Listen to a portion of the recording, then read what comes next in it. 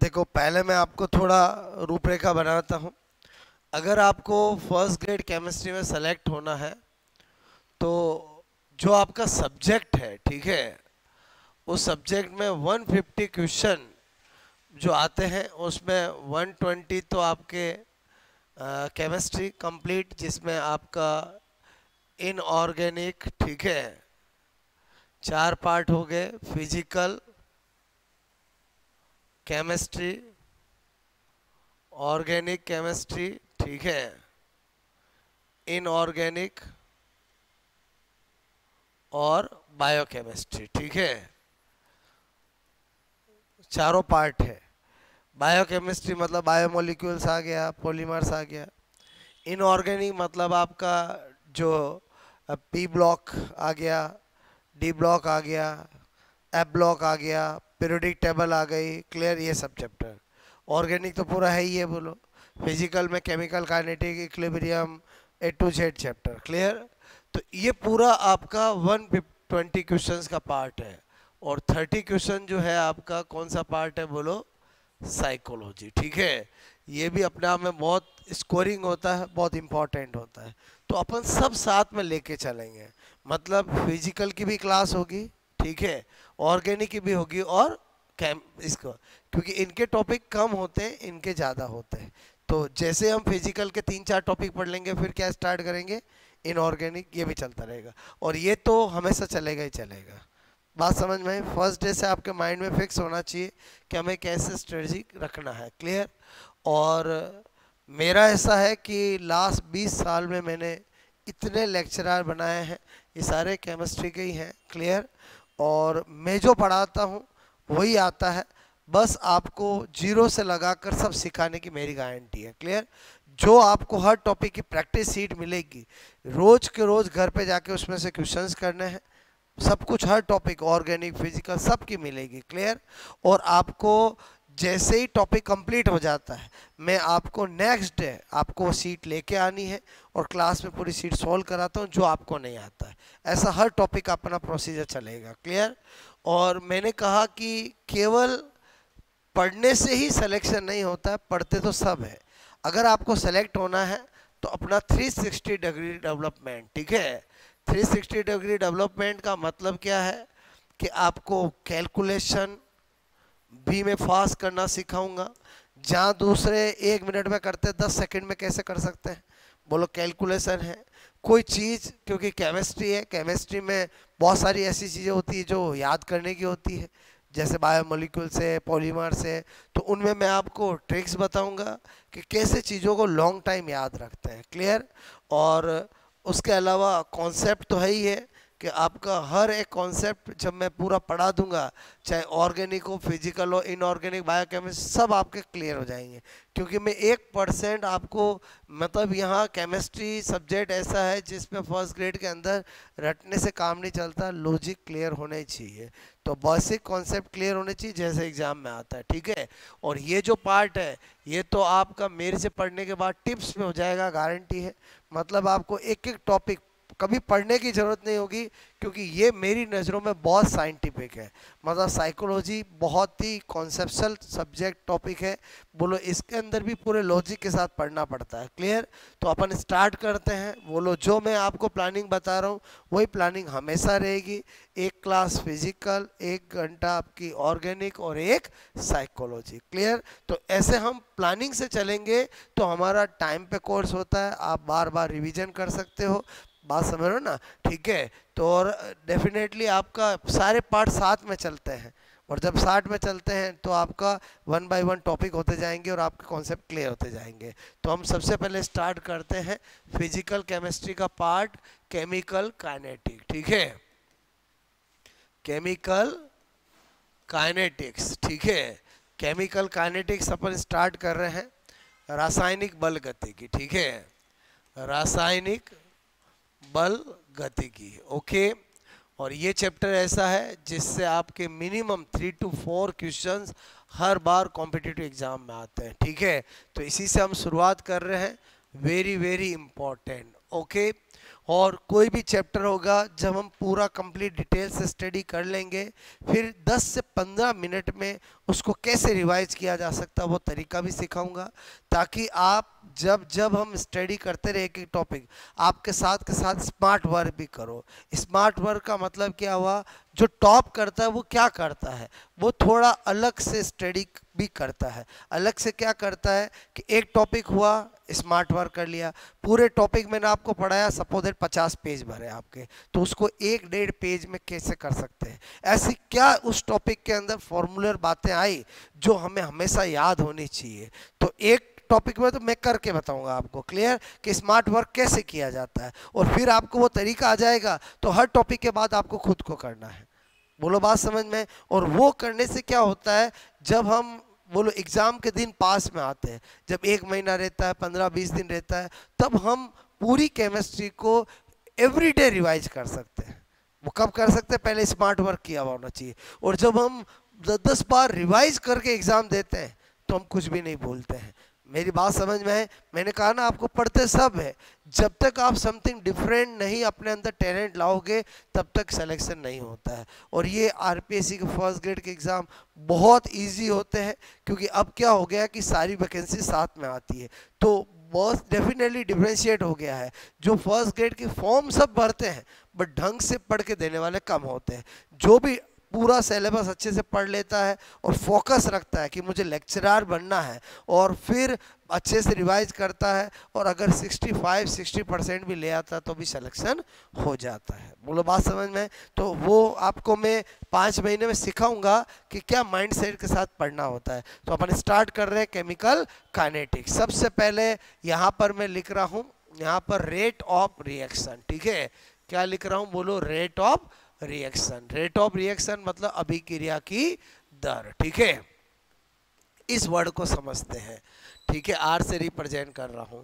तो मैंने कहा रेट ऑफ रिएक्शन, अगर केमिस्ट्री के अंदर बोलो रेट ऑफ रिएक्शन की बात करें तो यहां पर क्या होता है, change of concentration divide by change of time. मैंने क्या लिखा, बोलो, change of concentration divide by change of time, ठीक है। मतलब सांद्रता में परिवर्तन, सांद्रता में मैंने कहा परिवर्तन डिवाइड बाय परिवर्तन में लगा समय, परिवर्तन परिवर्तन में लगा समय, क्लियर। ये किसकी बोलो फॉर्मूला होता है, रेट ऑफ रिएक्शन। क्योंकि केमिस्ट्री में रेट आता है, फिजिक्स में भी रेट आता है, वहाँ हम करते हैं change of displacement divide by change of time. बचपन से हमने यही पढ़ा है, बट केमिस्ट्री में तो डिस्प्लेसमेंट जैसी कोई चीज़ होती ही नहीं है। यहाँ जो होता है वो क्या होता है, कॉन्सेंट्रेशन होता है। इसलिए यहाँ क्या फॉर्मूला होता है, change of concentration divide by change of time. तो इसका मतलब रेट ऑफ रिएक्शन से आर लिखूँ मैं, और चेंज ऑफ कॉन्सेंट्रेशन का मतलब डेल्टा सी लिखूँ मैं, और चेंज ऑफ टाइम का मतलब डेल्टा टी लिखूँ, क्लियर। तो मैंने कहा आपका क्या हो गया, R is equal to D C upon D T. 8t second, अगर मैं t सेकेंड पर बात करूँ बोलो तो r इजिकल टू क्या हो जाएगा, D C upon D T. ये और ये चीज़ सेम होता है। ये किसी क्षण पर बात करते तो D C upon D T लिख देते हैं, बाकी change of concentration divide by change of time. ये मैंने आपको बात बताई। अब अगर हम यहाँ पर देखें कि यूनिट ऑफ रेट, ठीक है, unit of rate of reaction, okay. अभिक्रिया की दर की इकाई देखें, क्या देखें, बोलो, अभिक्रिया के दर की इकाई, ओके। तो इसमें मैं आपको क्या बता रहा हूँ, हमें पता है रेट इजिकल टू क्या होता है, change of concentration divide by change of time. तो मुझे पता है कॉन्सेंट्रेशन की मोस्ट कॉमन यूनिट मोल पर लीटर होती है। तो यहाँ पर यूनिट ऑफ मैं रेट करूँगा तो क्या हो जाएगा, बोलो, मोल पर लीटर। ये तो कॉन्सेंट्रेशन की हो गई, बोलो, और टाइम का क्या लिखूंगा, सेकेंड, ठीक है। तो यूनिट ऑफ रेट क्या आ गया, बोलो, आप कहोगे mall litre inverse second inverse, clear. मतलब आपको क्या लिखा, mall litre inverse second inverse, और ब्रैकेट में क्या लिख रहा हूँ, ऑलवेज। ऑलवेज इसलिए लिख रहा हूँ, कोई रिएक्शन स्लो हो या फास्ट हो, फर्स्ट ऑर्डर हो, सेकेंड ऑर्डर हो, थर्ड ऑर्डर हो, जीरो ऑर्डर हो, कुछ भी हो, हमेशा हर रिएक्शन की रेट की यूनिट यही होती है। हाँ, मैं इसको ऐसा भी लिख दूँ तो भी चलेगा, बोलो बात एक ही है। मोल पर लीटर को मैं एम, कैपिटल एम का मतलब मोलरिटी लिख सकता हूं। तो ये दोनों तरीके से लिखा जा सकता है, बट यूनिट यही रहेगी, चाहे रिएक्शन स्लो हो या फास्ट हो। बात समझ में आए? तो एक बार आपको ये वर्ड समझ में आया रेट ऑफ रिएक्शन क्या होता है, तो आप पहले ही नोट करोगे।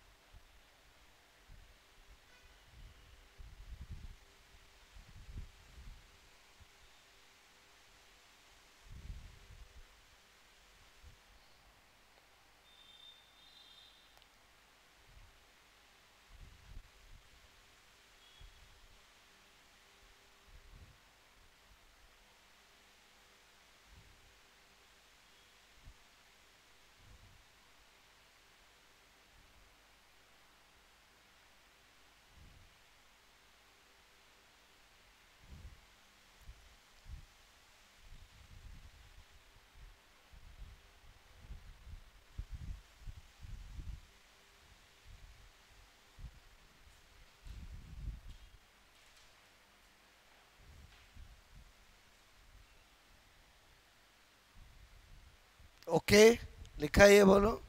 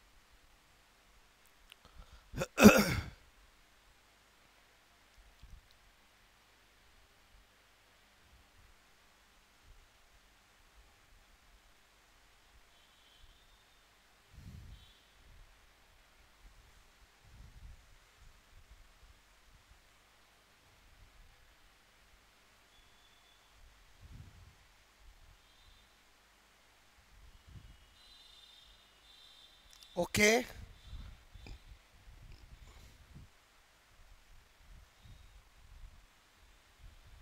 ओके। अब ये तो मैंने आपको मीनिंग बताया रेट ऑफ रिएक्शन।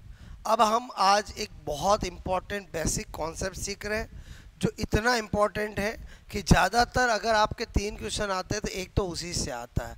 और वो कॉन्सेप्ट क्या है, बोलो। मैंने यहाँ पर लिखा डिसोसिएशन, ठीक है, रेट ऑफ रिएक्टेंट्स, ठीक है, comma formation rate of products, ठीक है, एंड रेट ऑफ रिएक्शन, ठीक है, रेट ऑफ रिएक्शन। ओके, मतलब मैं क्या सिखाने जा रहा हूँ कि आपको पता है कोई भी रिएक्शन होती है उसमें रिएक्टेंट होते हैं, प्रोडक्ट बनते हैं, रिएक्टेंट ब्रेक होते हैं, प्रोडक्ट फॉर्म होते हैं। तो रिएक्टेंट जब ब्रेक होंगे तो उन हर रिएक्टेंट की डिसोसिएशन रेट होगी, प्रोडक्ट जब बनेंगे हर प्रोडक्ट की फॉर्मेशन रेट होगी, और all over rate of reaction भी होगी। तो हमें कैसे निकालेंगे वो मैं सिखा रहा हूँ। तो यहाँ पर मैंने क्या लिखा, बोलो, क्रिया कारकों के विघटन, ठीक है, की दर, कोमा उत्पादों के बनने की दर एंड अभिक्रिया की दर। क्लियर? ये मैं आपको सिखाने जा रहा हूँ, अच्छे से समझना। थोड़ी 10-5 मिनट की होती है, अप्लाइड बहुत होता है। क्लियर? तो ये कॉन्सेप्ट अभी हमें आज सीखना है, ठीक है। तो पहला मैंने कहा एग्जाम्पल बताऊँ, ध्यान से समझो। मैंने कहा इसमें हमें क्या करना है, तो पहले मैं आपको जो सिखा रहा हूँ वो अच्छे से समझो। मैंने कहा ए चेंज इन बी, तो ए कौन हुआ, रिएक्टेंट, बी कौन हुआ, प्रोडक्ट। क्लियर? और मैंने कहा यहाँ पर 8t बराबर 0, यानी इनिशियली इसकी कॉन्सेंट्रेशन C1 है, और 8t बोलो सेकेंड बोलो क्या है C2 है। और ये भी हमें पक्का पता है कि C1 जो होगा वो C2 से ज़्यादा होगा, क्योंकि जैसे टाइम बीतेगा रिएक्टेंट की कॉन्सेंट्रेशन डिक्रीज होगी और प्रोडक्ट की इंक्रीज होगी। क्लियर। अब अगर मैं यहाँ पर करता हूँ बोलो क्या डिसोसिएशन रेट ऑफ ए, तो डेफिनेटली हमने देखा कि रेट किसी की भी हो वो क्या होता है change of concentration divide by change of time. Clear. तो मैंने कहा बचपन से सीखा है चेंज का मतलब क्या होता है आफ्टर माइनस बिफोर। क्या होता है आफ्टर माइनस बिफोर। तो बताओ क्या करूंगा C2 माइनस C1 और T2 माइनस T1। क्लियर करूंगा मैं, बोलो बात समझ में। अब हमने क्या देखा कि C1 तो C2 से ज़्यादा है, बोलो बात समझ में। C1 तो क्या है C2 से ज़्यादा है, तो यहाँ पर तो हमें पता चला कि बोलो इसका डिफरेंस तो क्या आएगा नेगेटिव आएगा, बोलो क्या आएगा नेगेटिव आएगा। अब हमारे केमिस्ट्री के अंदर स्केलर वेक्टर जैसा तो कुछ होता नहीं है। फिजिक्स में तो क्या होता है जो वेलोसिटी होती है उसमें नेगेटिव वैल्यू पॉजिटिव वैल्यू दोनों होती है, क्योंकि जो वेक्टर एक बोलो वेलोसिटी रेट एक वेक्टर क्वांटिटी होती है, सदिश राशि होती है जिसकी नेगेटिव और पॉजिटिव दोनों वैल्यू होती है। बट हमारे केमिस्ट्री में क्या होता है कि वेक्टर जैसा कुछ होता नहीं है। तो इसका मतलब हुआ कि हमें पता चला हर रिएक्टेंट की जब मैं डिसोसिएशन रेट निकालूंगा तो यहाँ पर डिफरेंस क्या आएगा नेगेटिव, और मुझे पता है यहाँ पर बोलो हमेशा रेट क्या होगी पॉजिटिव करना है, तो अपने को क्या करना पड़ेगा कि बोलो यहाँ पर हमेशा आगे क्या लगाना पड़ेगा नेगेटिव लगाना पड़ेगा। इसका मतलब मैं इसी को ऐसा लिख सकता था dissociation rate of A. Clear. तो माइनस बोलो dA अपॉन dt। क्लियर। ये मैंने लिखा समझ में आया। बोलो ये dA का मतलब क्या है ए की कॉन्सेंट्रेशन में चेंज, t का मतलब time of change of time, और माइनस का मतलब समझ में आया कि ऑल ओवर रिजल्टेंट क्या हो जाए प्लस प्लस हो जाए। क्लियर। अब मैंने कहा इसी तरह से मैं इसमें दूसरी चीज करता क्या बोलो फॉर्मेशन, मैंने कहा formation rate of B. Clear. तो बताओ यहाँ पर भी क्या करता बोलो, मैंने कहा अगर मैं delta C upon delta T करता हूँ। Clear. Change of concentration divide by change of time, तो मुझे पता है यहाँ तो C2 C1 से ज़्यादा ही होगा। बोलो अरे होगा ना, क्योंकि पहले तो कुछ था ही नहीं फिर कुछ हो गया, तो इसका मतलब हुआ कि यहाँ तो नेगेटिव लगाने की जरूरत नहीं है। तो इसका मतलब अगर मैं यहाँ पर फॉर्मेशन बोलो फॉर्मेशन रेट ऑफ अगर मैं बी करता हूँ तो मैं क्या लिख सकता था plus dB upon dt। Plus dB upon dt। बताओ यहाँ पर नेगेटिव लगाने की जरूरत है क्या, नहीं। क्लियर। अब मैं क्या करता हूँ रेट ऑफ रिएक्शन, क्या करता हूँ रेट ऑफ रिएक्शन। तो मैंने कहा अगर मुझे रेट ऑफ रिएक्शन करना है तो ध्यान रखना जब भी हम किसी रिएक्शन की रेट ऑफ रिएक्शन निकालते हैं तो हमें रिएक्टेंट की डिसोसिएशन प्रोडक्ट की फॉर्मेशन सबको बराबर करना पड़ता है और स्टोइकियोमेट्री का यूज करना पड़ता है, क्योंकि यहाँ तो हम इंडिविजुअली कर रहे थे और जब हम रेट ऑफ रिएक्शन करते हैं तो हमें क्या करना पड़ता है कि सबकी रेट को इक्वल करना होता है। तो मैं यहाँ पर लिखूंगा रेट इज इक्वल टू बोलो माइनस dA अपॉन dt और is equal to plus dB upon dt। अब यहाँ तो क्या था कि रिएक्टेंट का भी मोल क्या था 1 और प्रोडक्ट का भी मोल क्या है 1, स्टोइकियोमेट्री का कोई रोल नहीं हुआ। क्लियर। लेकिन मैंने कहा जैसे ही मैं अब एग्जांपल लेता हूँ नंबर 2, मैं नंबर 2 लेता हूँ, मैंने क्या लिया 2A plus B change of 3C। क्या लिया मैंने 2A plus B change of 3C। पहले हाइपोथेटिकल क्वेश्चंस एग्जांपल से सीख रहे हैं, फिर हम प्रैक्टिकल पे आएंगे जो हमारे केमिस्ट्री के होते हैं। तो मैंने कहा यहाँ पर अगर मैं पहली चीज करता हूँ क्या बोलो डिसोसिएशन बोलो रेट ऑफ ए, तो बताओ माइनस dA अपॉन dt करूंगा।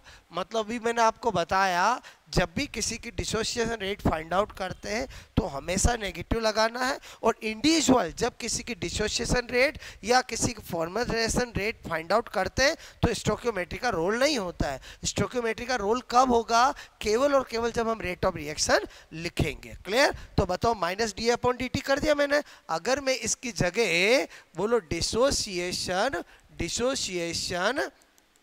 रेट ऑफ बी करता तो बताओ तब भी क्या करता मैं बोलो minus dB upon dt। No problem बोलो। अगर मैं यहाँ पर फॉर्मेशन रेट ऑफ C करता तो क्या कर देता, plus dC upon dt। No problem बोलो। लेकिन जैसे ही मैं बोलो रेट ऑफ रिएक्शन का डिफरेंशियल इक्वेशन बनाता, तब मुझे क्या करना है, एक तो सबको इक्वल करना है, क्लियर। और स्टोइकियोमेट्री में क्या करना है, जिसके भी जो मोल दे रखे हैं उसे 1 करके लिखना है। मतलब यहाँ पर क्या लिखूंगा, -1/2 dA अपॉन dt।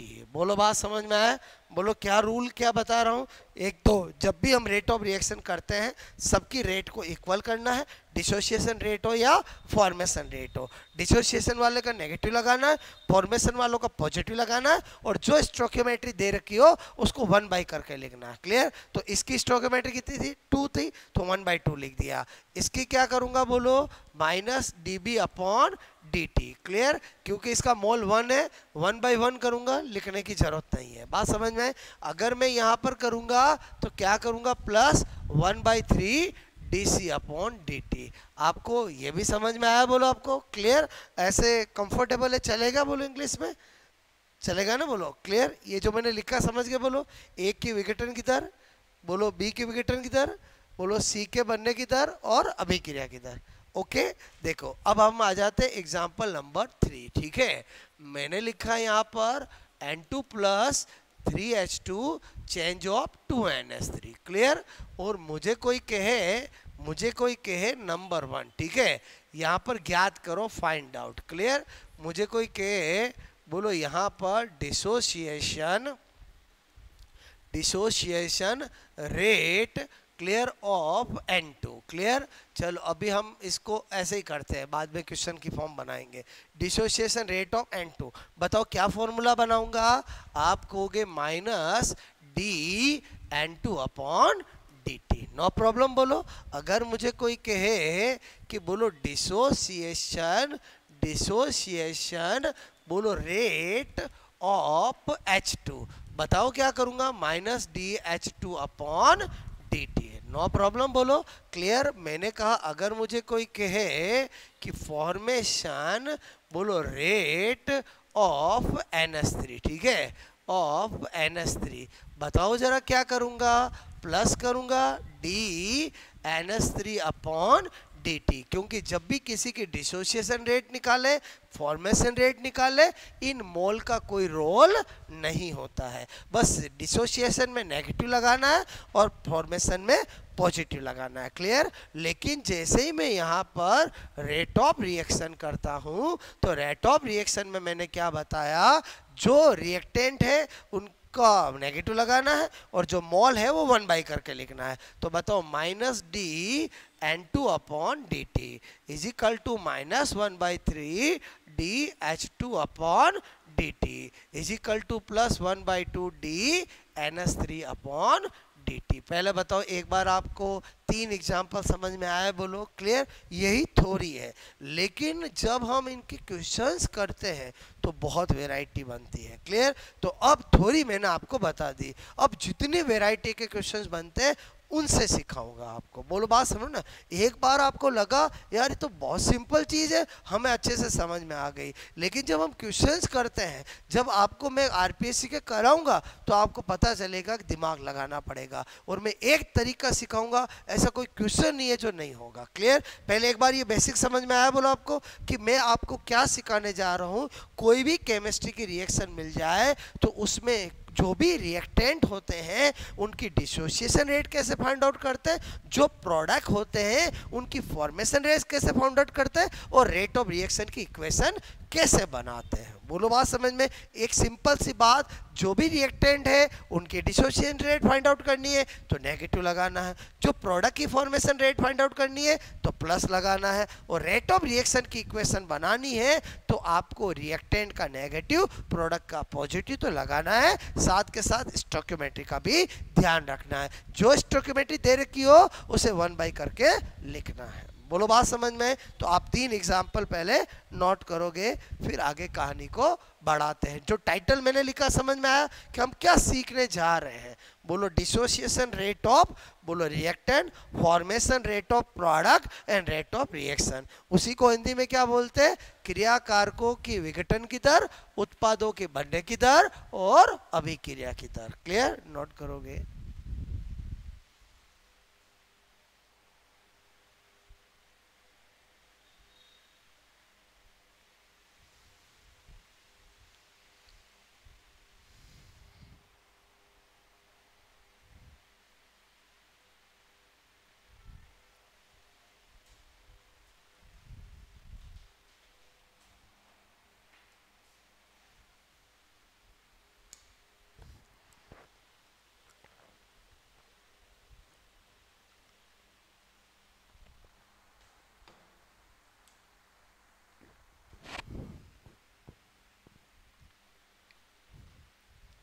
एक एक चीज समझ में आ रही है? बोलो जो मैंने लिखा। ठीक है, पहला लिखा t बराबर 0 पर, दूसरा लिखा t सेकंड पर। ठीक है,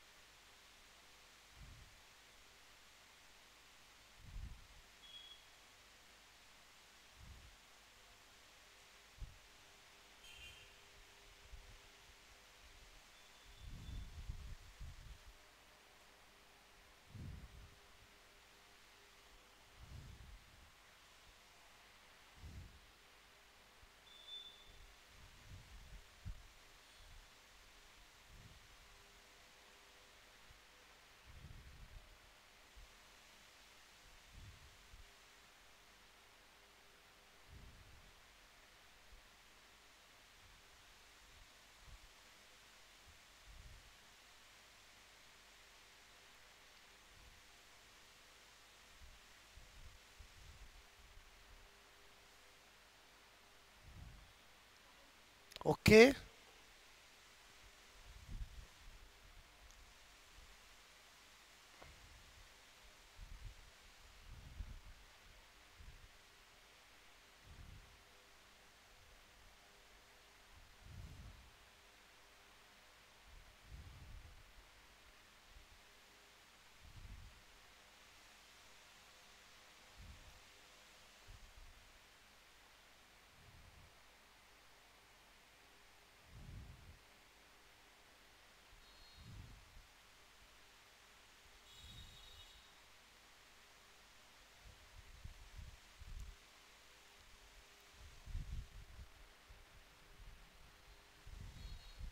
आ रही बात समझ में? बोलो। ठीक है,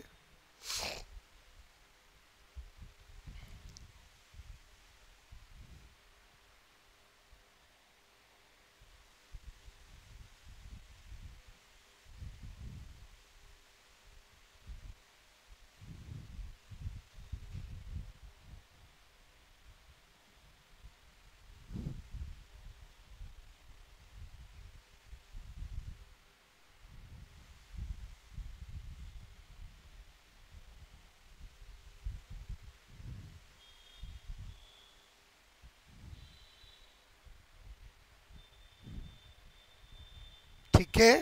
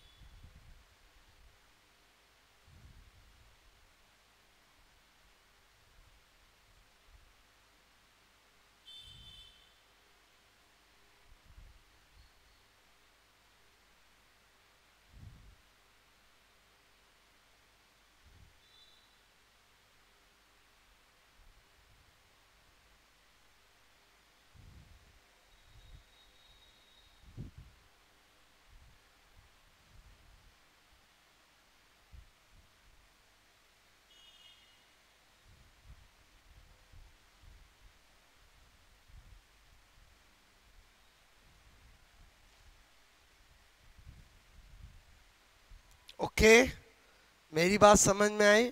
ये तो हमने थोड़ी सीखा। अब हम क्या करेंगे, क्वेश्चंस।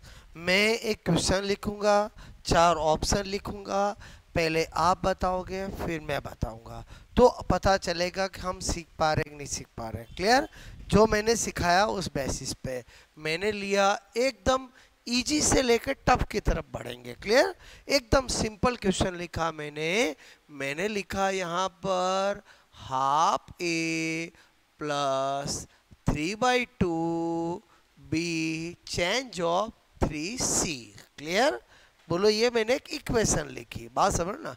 और मैं कहूँ आपको ए के विघटन की दर, ठीक है, बोलो ज्ञात, बोलो करो, ठीक है। या आपसे मैं कहूँ दर क्या होगी, ठीक है।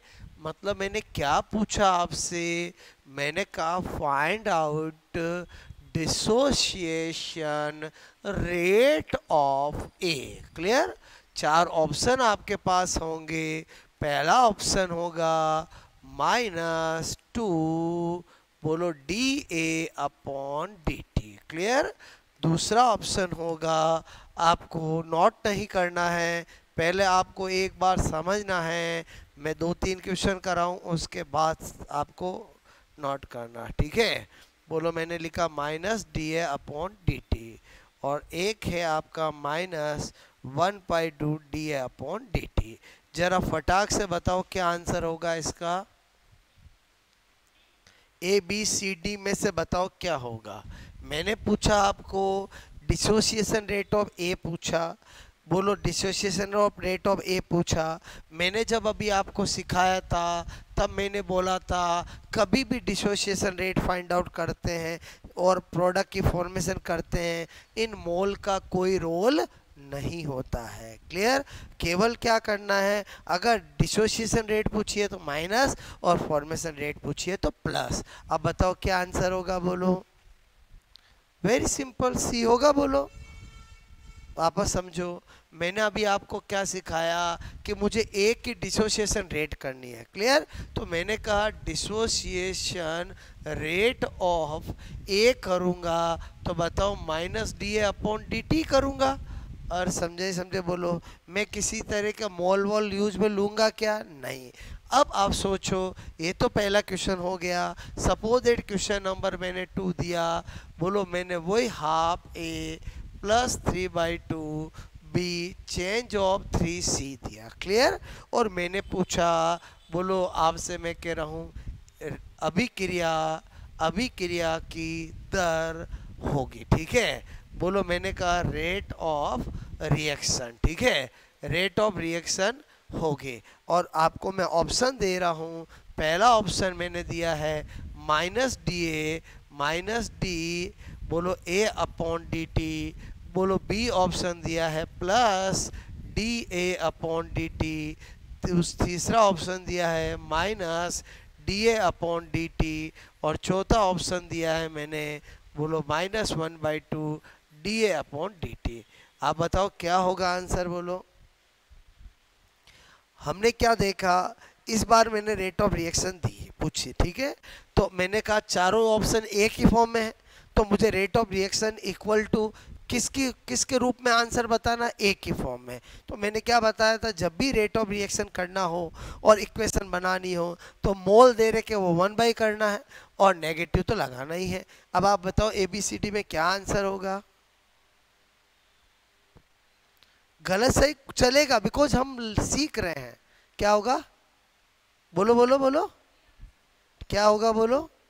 आपको लग रहा होगा डी आंसर होगा। ठीक है, चलो अभी अपन देखते हैं।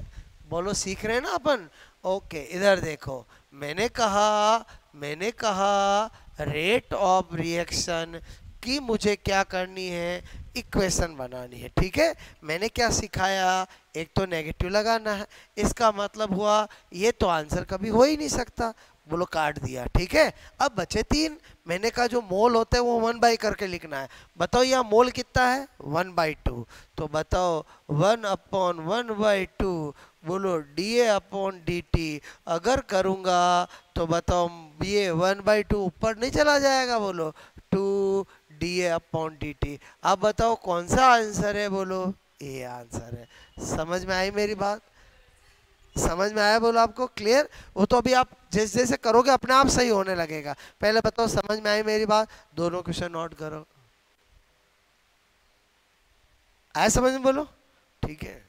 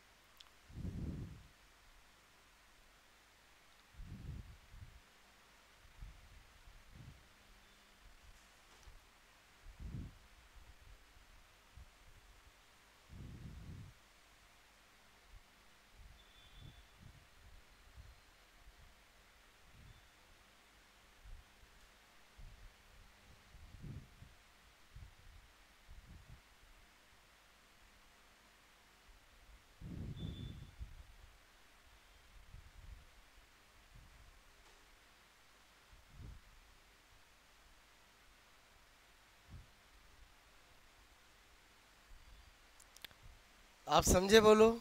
इस दो क्वेश्चन से हमें क्या सीखने को मिला।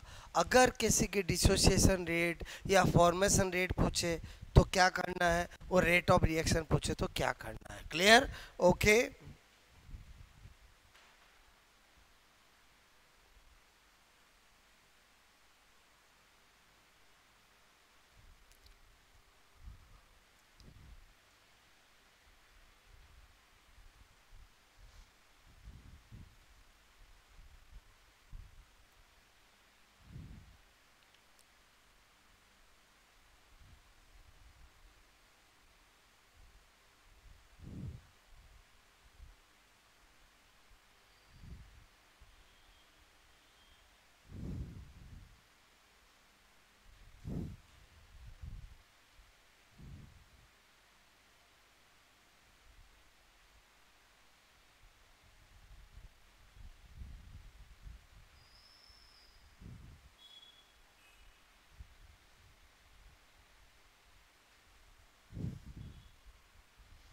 क्वेश्चन नंबर 3 कर रहे बोलो, क्योंकि आपको लॉजिक तो क्वेश्चन से सीखने को मिलेगा, थोड़ी तो वही रहती है। ओके, इधर ध्यान दो। मैंने लिखा क्वेश्चन नंबर 3, बोलो 2SO2 plus O2 change of 2SO3। पहले कुछ भी नहीं नोट करना, पहले तो ध्यान देना है। मैंने कहा बोलो SO3 के बनने की दर होगी, ठीक है। एकदम सिंपल सा क्वेश्चन पूछा। क्या पूछा? Find out formation rate of SO3। Clear? ये मैंने पूछा है। डेफिनेटली ऑप्शन होंगे। पहला होगा 1/2 DSO3 अपॉन DT। दूसरा ऑप्शन होगा -DSO3 अपॉन DT। तीसरा होगा plus DSO3 upon DT। Clear? चौथा होगा +2 DSO3 अपॉन DT। जरा बताओ फटाक से क्या होगा आंसर?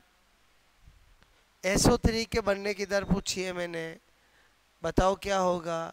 मैंने क्या सिखाया? वेरी सिंपल, सी होगा, ठीक है।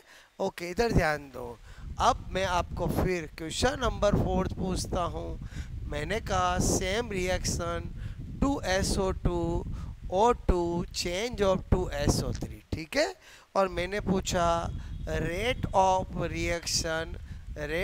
रिएक्शन होगी, ठीक है। पहला ऑप्शन दे रखा है, बोलो -DO2 upon DT।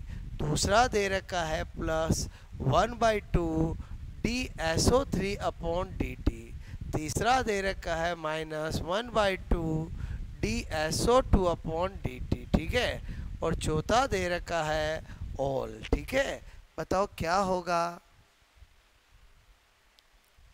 Rate of reaction की इक्वेशन बनाओगे तो देखो इनमें से कौन सा ऑप्शन सही मिल रहा है आपको। ए मिल रहा है, बी मिल रहा है, कि सी मिल रहा है, कि तीनों मिल रहे हैं? क्या होगा? आपको मैंने रेट ऑफ रिएक्शन की इक्वेशन बनाना सिखाया है। क्लियर? ओके, इधर देखो। मैंने कहा, इधर ध्यान देना। मैंने कहा मैं बनाऊं रेट ऑफ रिएक्शन, ठीक है। रेट ऑफ रिएक्शन बनाऊं, ऐसा चलेगा? बोलो हाँ, वेरी गुड। ऑल होगा बोलो आंसर। और समझे नहीं समझे बोलो कैसे? मैंने कहा देखो, ये कौन है? O2, ठीक है, पहला ऑप्शन। O2 के रेफरेंस में बनाऊंगा तो -DO2 अपॉन DT। चलो ये भी मिल गया।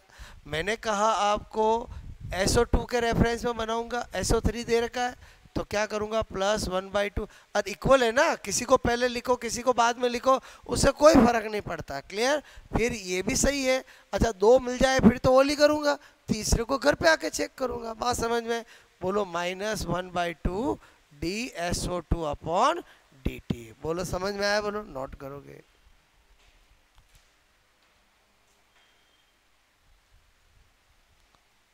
आ रहा समझ में? बोलो क्लियर? ओके। बस कॉन्फिडेंस की ज़रूरत है, आप समझ रहे हो ना। जैसे जैसे अभी आप करोगे ना, आपको सही होगा तो कॉन्फिडेंस आएगा, ठीक है।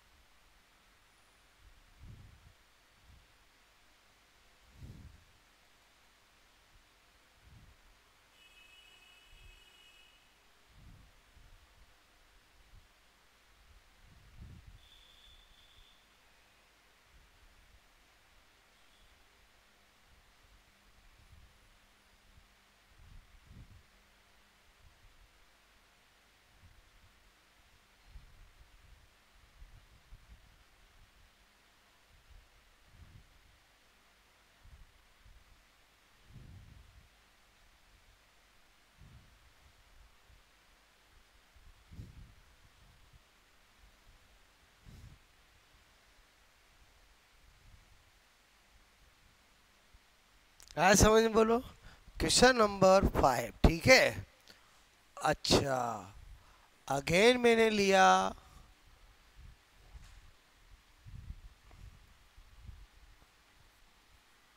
N2 plus 3H2 change of 2NH3, ठीक है।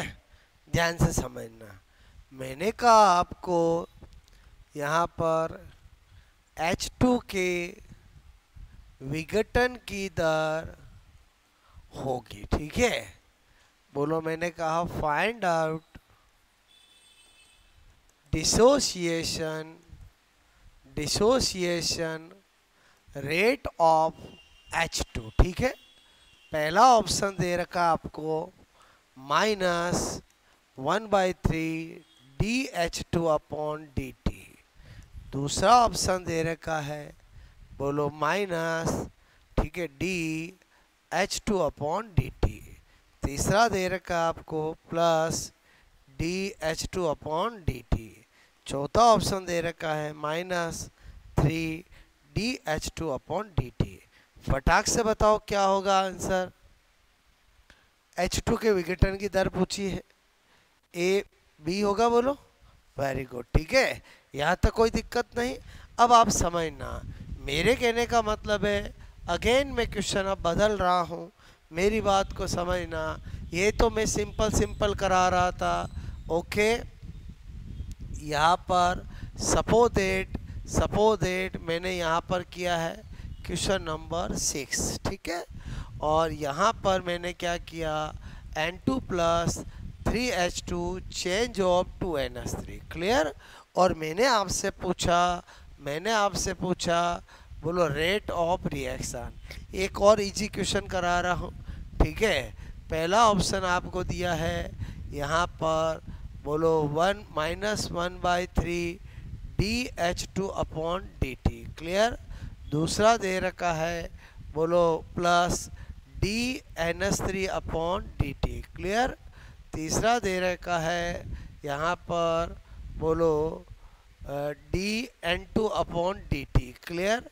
और चौथा दे रखा है ऑल। बताओ क्या होगा इसमें आंसर। इस बार क्या पूछा आपसे, रेट ऑफ रिएक्शन पूछा है, ठीक है। आप देखो इनमें से कौन सा सेटिस्फाई हो रहा है, ए वाला, बी सी डी, एक हो रहा है, ऑल हो रहा है, क्या हो रहा है बताओ। देखो जब भी ऐसा क्वेश्चन आए, आप क्या किया करो, रेट ऑफ रिएक्शन बनाओ।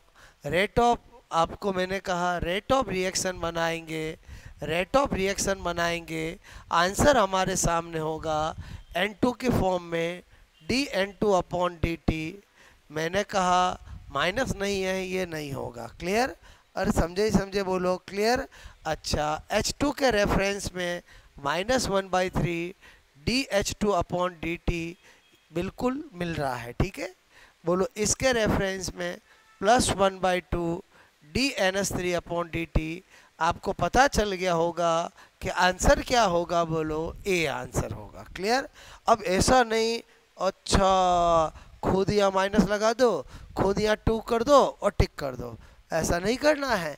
बोलो नई चीज नहीं दी है तो नहीं दी है। और यहाँ माइनस प्लस का रोल समझ में आया, बोलो आपको। पहले बताओ क्वेश्चन नंबर 5 6 समझ में आया, नोट करोगे।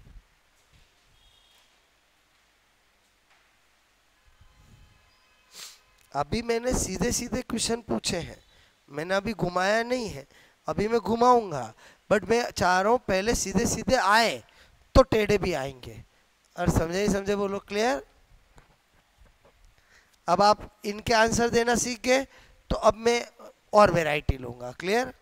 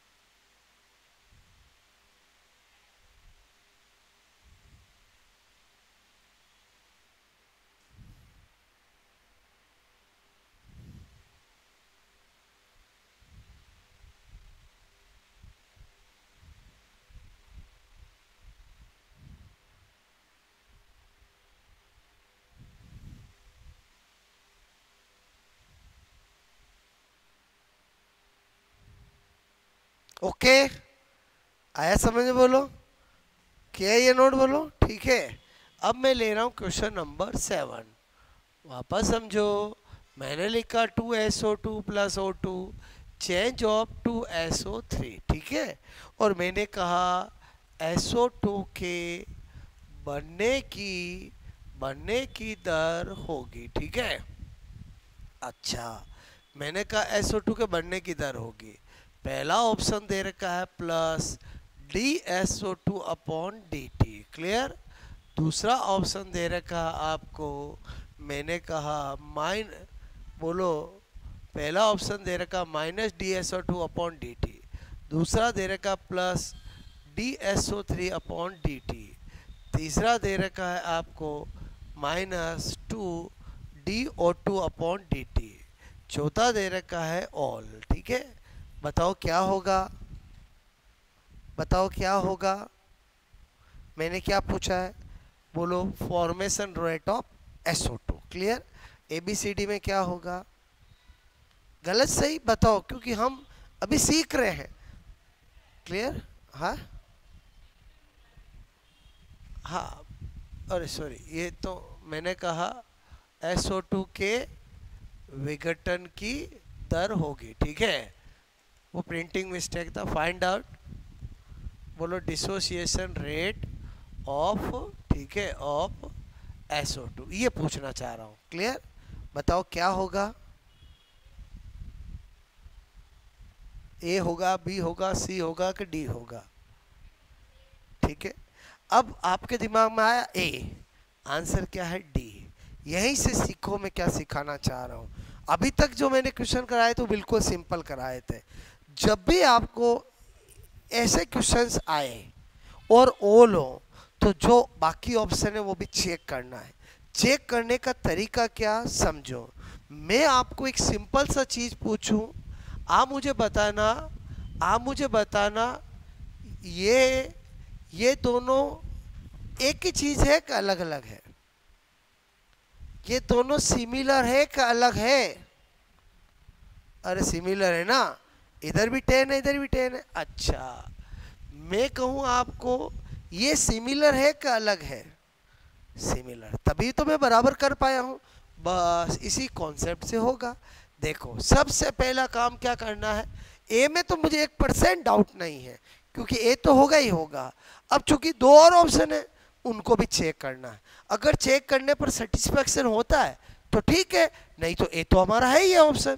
तो आपको क्या करना, जब भी लगे कि क्वेश्चन घुमाया हुआ है, तो आप रेट ऑफ रिएक्शन बना लो, आंसर आपके सामने होगा। कैसे, मैंने कहा रेट, ठीक है, -1/2 DSO2 upon DT is equal to -DO2 upon DT is equal to, मैंने कहा +1/2 DSO3 अपॉन DT। ओके, अब मैंने कहा जो मेरे से पूछा है वो तो माइनस DSO2 अपॉन DT पूछा है, क्लियर।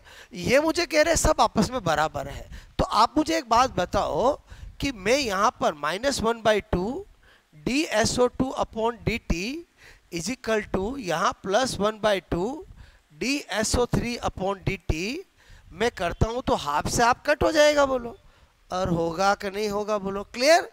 तो मैंने कहा यहाँ पर क्या बचा, DSO2 अपॉन DT, जो कि किसके इक्वल है, DSO3 अपॉन DT।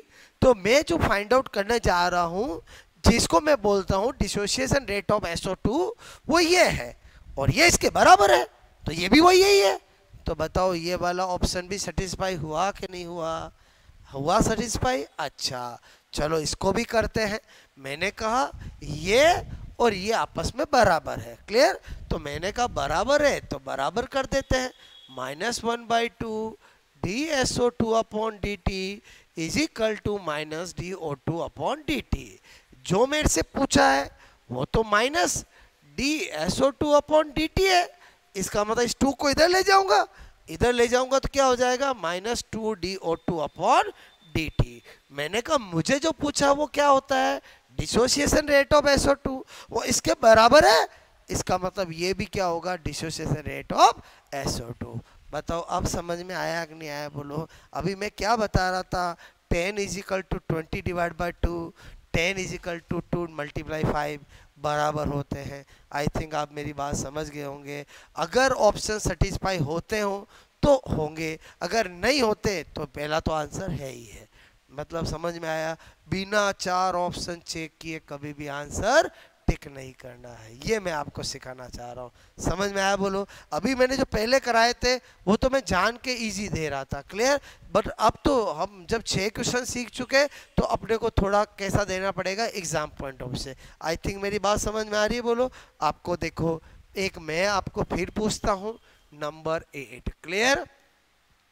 मैंने कहा N2 3H2 change of 2NH3, ठीक है, मैंने ये दिया, बात समझ में।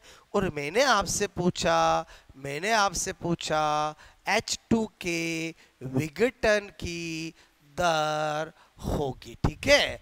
क्या पूछा? H2 के विघटन की दर फाइंड आउट, ठीक है। बोलो डिसोसिएशन रेट ऑफ H2, ठीक है।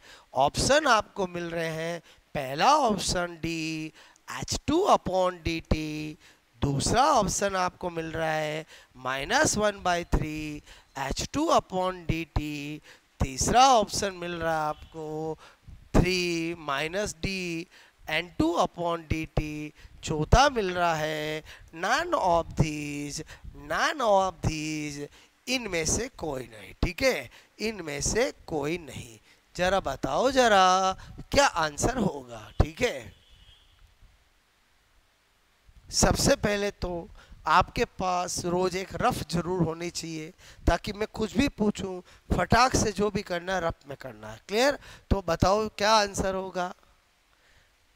रेट ऑफ रिएक्शन बनाओ, आंसर आपके सामने होगा, क्लियर। एक एक ऑप्शन को चेक करो।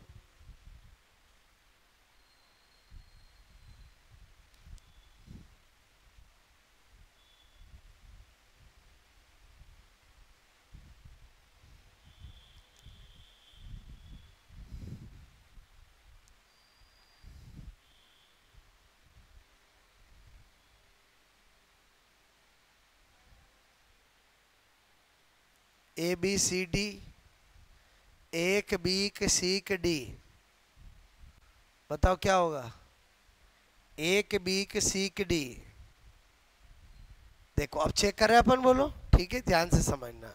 मेरे कहने का मतलब है कि मैं बिना सोल्व किए ही इसको तो कट कर दूंगा, बोलो, क्योंकि डिसोसिएशन रेट आ रहा है। बोलो H2 के रिगार्डिंग, बोलो नहीं होगा, क्लियर।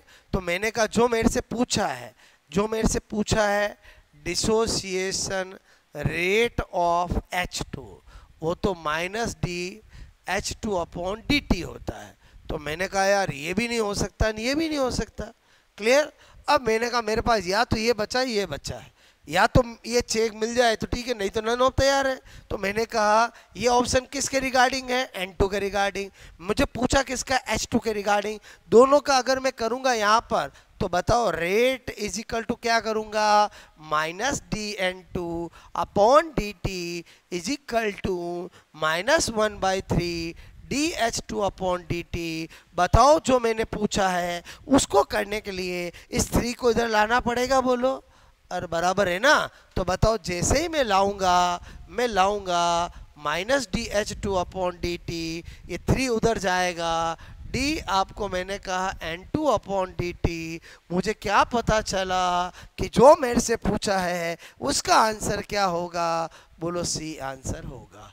समझ में आया? बोलो आपको, बताओ C कैसे आया समझ में? एक बार वापस देखो।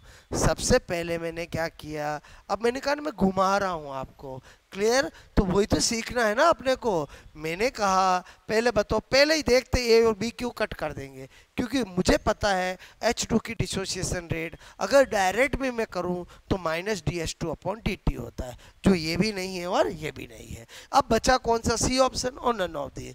तो मैं चेक करूंगा कि C होगा कि नहीं होगा। चेक करने का तरीका क्या? रेट ऑफ रिएक्शन बनाओ और आप क्या करो, चेक करो, क्लियर। तो मैंने बनाई रेट ऑफ रिएक्शन, बनाई बोलो। अच्छा रेट ऑफ रिएक्शन बनाई तो मैंने एक तो N2 और H2 के रिगार्डिंग बनाई है। तो मुझे बताओ, मुझे जो फाइंड आउट करना है वो तो माइनस dH2/dt है। बताओ इस 3 को इधर ले जाऊंगा, और ले जाऊंगा ना, जैसे 3 को लेके गया ये हो गया। तो बताओ इसको पढ़ो, ये क्या है आपको के डिसोसिएशन रेट ऑफ H2। तो बताओ ये बराबर है तो ये भी क्या होगा, डिसोसिएशन रेट ऑफ H2। तो सेटिस्फाई हो गया, सेटिस्फाई हो गया तो आंसर हो गया। समझ में आई मेरी बात आपको? क्लियर? नोट करोगे?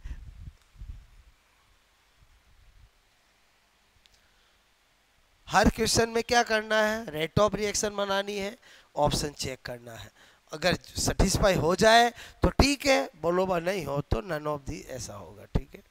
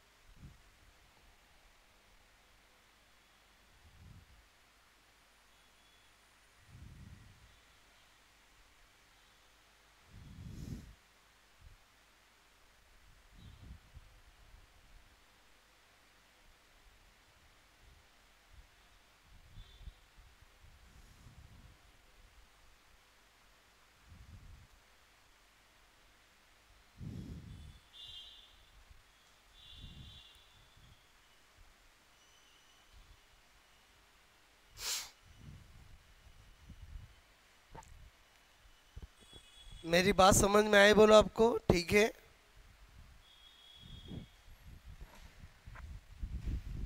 किया ये नोट बोलो।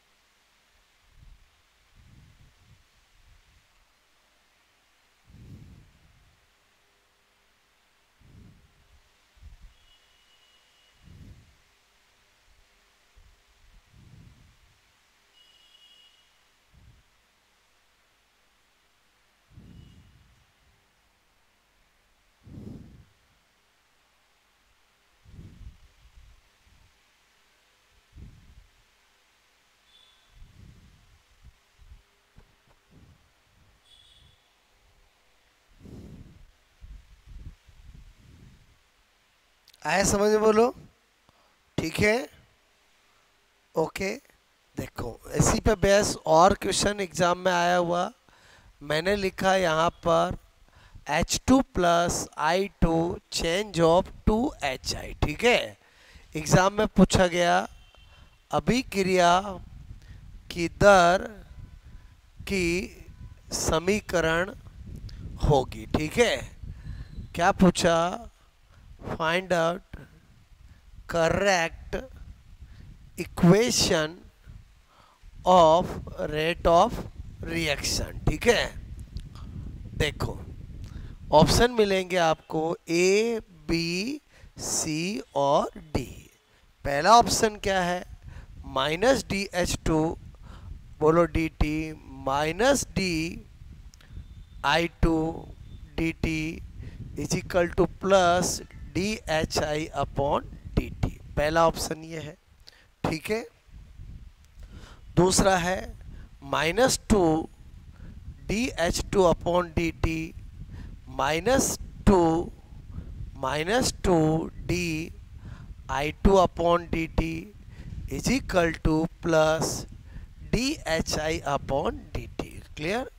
तीसरा है माइनस बोलो DH2 अपॉन dt, क्लियर। यहाँ पर प्लस बोलो DI2 upon dt is equal to -1/2 DHI upon dt, clear.